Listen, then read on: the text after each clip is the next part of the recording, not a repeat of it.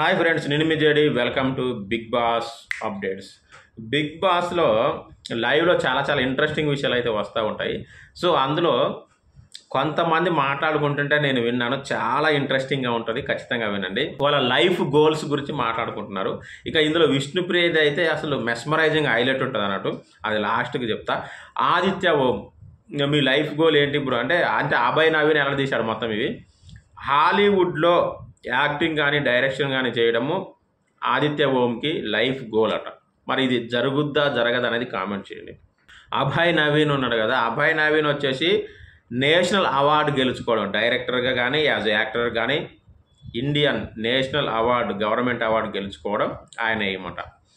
ఇక నిఖిల్ ఉన్నాడు కదా, మరి అభయ్ నవీన్ దీని అవార్డు గెలుచుకోవడం అనేది జరుగుద్దా జరగదా, ఆయన టాలెంట్ మీద నమ్మకం ఉందా లేదా కామెంట్ చేయండి.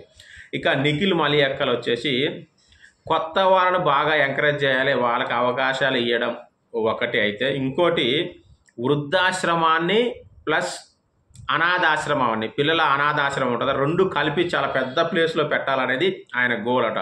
ఎందుకు అంటే రెండు ఒకచోట ఉంటే పెద్దవాళ్ళకేమో చిన్నపిల్లలు కూడా తోడుంటారు, చిన్నపిల్లలకేమో పెద్దవాళ్ళు కూడా తోడుంటారు అనేది బాగుంటుంది కాన్సెప్ట్ అనేది ఆయన. ఇది ఒక మంచి హ్యూజ్ ప్లేస్ తీసుకొని పెట్టాలని, నిజంగా కాన్సెప్ట్ బాగుందా లేదా కామెంట్ చేయండి.